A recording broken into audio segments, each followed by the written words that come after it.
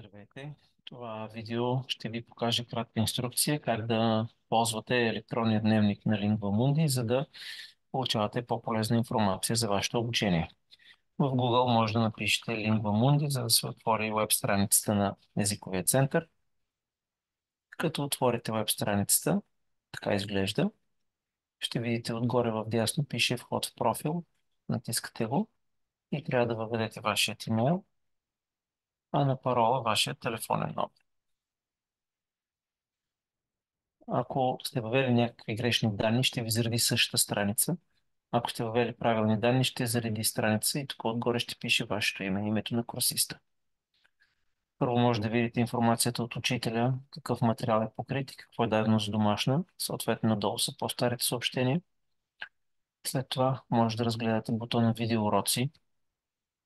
Там има видеа с всеки урок от вашия учебник.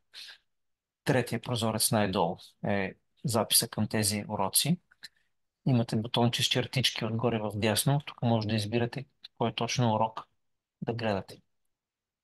Също имате опция да слушате и аудиокниги. Може би ще бъде полезно за някой от вас. Като се върнем нагоре, ще натиснете бутона курсове. Там ще видите информация с всички параметри на вашия курс. Казахме вече съобщенията. Най-отдолу се вижда таблица с всички дати на занятията, както минали, така и предстоящи до края, резултати от тестове. В горната част имате опция да видите какви документи и тестове е качил вашия учител, които може да се свалят и да се решават. В меню дискусия имате вариант вие да пишете съобщения с въпроси до групата и учителя. Всички са включени вътре. След това може да разгледате бутона сертификати.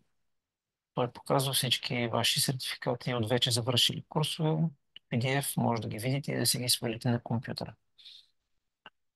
Така, това е най-важното, което трябва да разгледате. Разбира се, има и доста други бутончета. Разгледайте ги.